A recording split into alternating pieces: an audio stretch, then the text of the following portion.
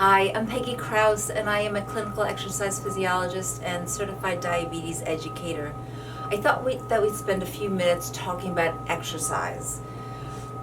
The other day, I was listening to WNPR, and they were interviewing just some people to see what they were doing these days that we weren't going outside as much and might not be spending time at work.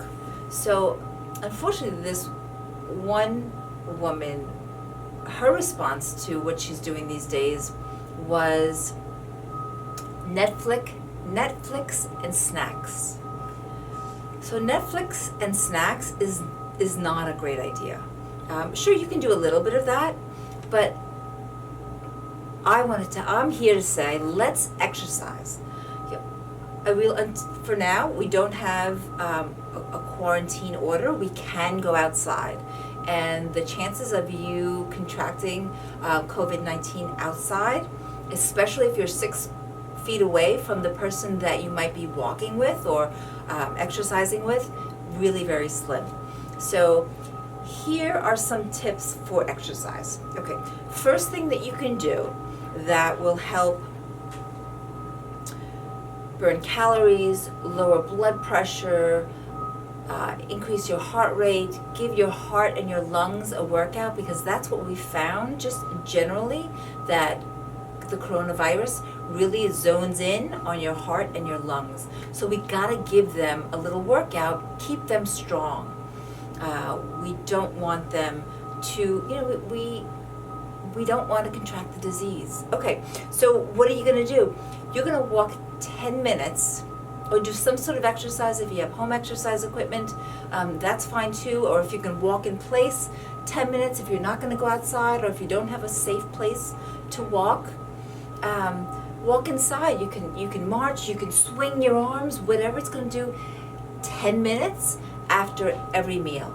In those 10 minutes, you are, like I said, you're going to lower your blood pressure, you're going to lower your blood glucose, you're going to burn calories, you're going to give your heart a workout, you're going to probably build up a little sweat, and that's really good. That means that you know that it's working for your heart and your lungs. It's also going to improve your sleep. So I don't know about you, but my sleep is not as good as it was these days. I wake up at night and my mind starts to wander.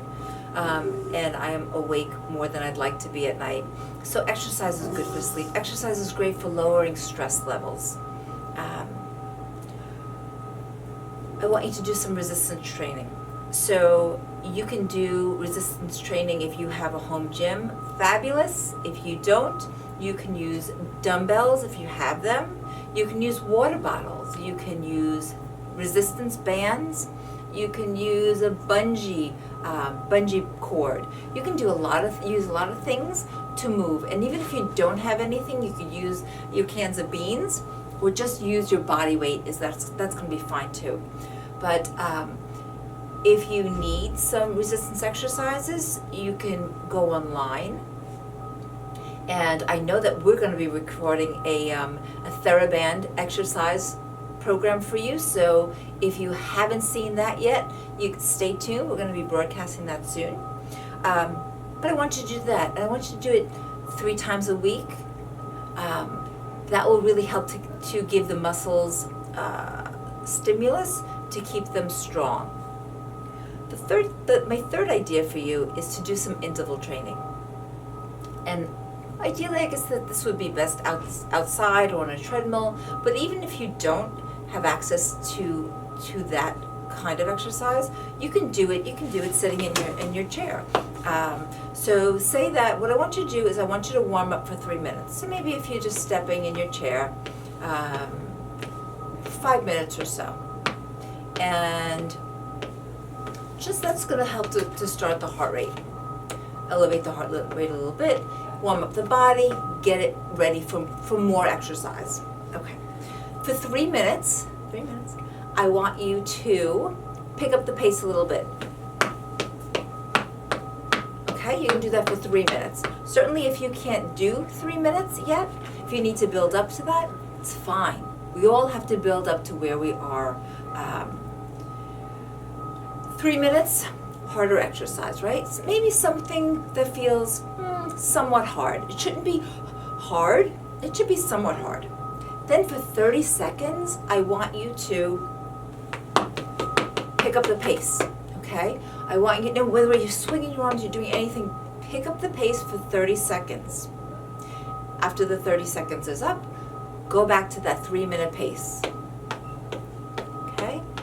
You're gonna go back and forth 3, 4, 5 times max. It's really gonna depend on your fitness level. But that's it.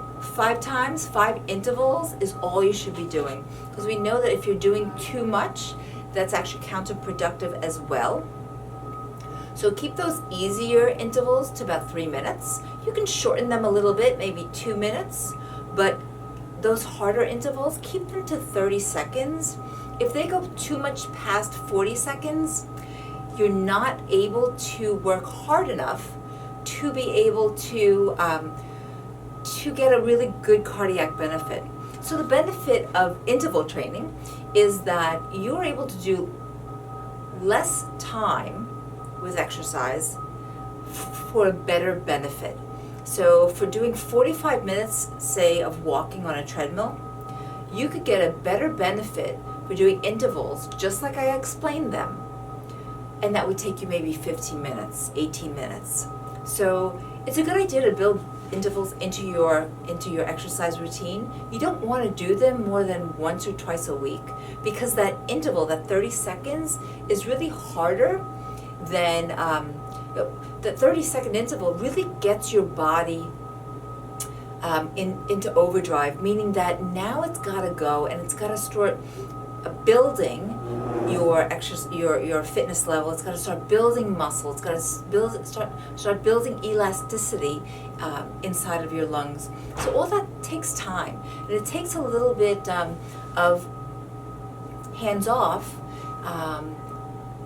so that those benefits can happen. If you keep doing interval training day after day after day, your body doesn't have time to heal, to fix, to repair, to grow.